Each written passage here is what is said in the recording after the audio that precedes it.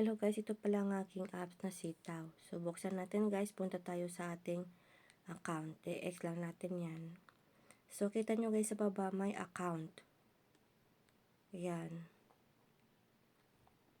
Tapos dito guys, nakikita nyo ang 19,725. Ibig sabihin guys, yan na guys ang pumapasok sa ating store. Pero ang balance ko dito guys is 3,116. So, dito natin makikita kung ilan na yung pumasok ng kita sa ating store. Pero, tingnan natin guys kung ilan na yung nag-orders. Kung ilan na yung pending. So, click natin ng orders lang yan guys para makita natin kung ilan na yung orders doon o yung mga pendings na yon. So, mag-pick lang tayo ng isa guys. Ang orders na isang orders lang. Yan guys, madami ang nag-orders pending. Ibig sabihin ng pending, ipaprocess ko pa yan kung ano dito ang ating i-process. So, ngayon guys, i-process natin isa lang. Ang number 28 guys ang i-process natin. Kasi kahapon, ang 29 na i-process na natin kahapon. So, naging confirm na siya. So, later guys, i-confirm natin yan. So, dito guys, ang number 46, 45 ay on the way na siya kasi nga na-i-process na natin at i-deliver na yan doon sa ating customer. So, balik tayo guys dito sa number 29. So, number 29 is confirm kasi kahapon na natin na tingnan natin kung anong in-order ni customer. Dito natin guys makikita. Tingnan natin kung anong in-order niya. Kung sino ba siya, babae ba siya o lalaki. Dito natin guys makikita kapag kinilik natin yung pending. Yan. Yan guys, kinilik lang natin. Ipakita ko lang sa inyo kung ano ang in-order ni customer. Kinilik ko lang yung number 29 yung process natin kahapon na isang order. Ayan. Yan po ang in-order niya. Yung parang sa fishing siya. Fishing surfloan. Yan. So, ibang lahi siya guys. Ibang bansa ang nag-order guys. Kasi madaling araw sila nag-order. At saka yung contact number nila ay plus 22. So, guys, punta tayo sa number 28. So, number 28 guys is pending. Kita nyo guys ha. Pending ang number 28. So, yan ang ating i-pick ngayon or ipaprocess natin ngayon. At saka makita natin kung anong in-order ni customer. Yan, kita nyo guys, unpick. So, click lang natin ng unpick para mabayaran na natin. So, yan guys. Tingnan natin. Ibang bansa din guys ng order. Contact number niya is 31.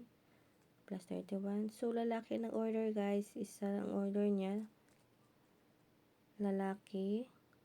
So, click natin yung payment pick para bayaran na natin siya guys.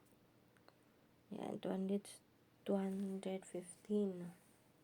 ang price. So, click. Yan guys, nakita nyo ang total order amount is 215. Pag i-deliver na siya, 201. So, ibig sabihin guys, meron tayong kita dito na 14 pesos. I-submit and pay lang natin. I-click lang natin ang submit and pay para guys, ma-process na natin. Yun, success na siya guys. So, balik tayo doon sa orders. Home lang natin, i-home. Tapos, tingnan natin, di ba kanina is pending yun guys. Tingnan natin kung confirm siya. So, number 20, tingnan natin. Kasi kanina pending ngayon, tingnan natin kung confirm. Yan, confirm na siya guys. Ibig sabihin na i-process na natin siya. So, for deliver. So, sisita na po yung bahala doon mag-deliver sa ating customer guys. Tayo ay taga-process lang at tagalagay ng ating tagalagay ng ating puhunan.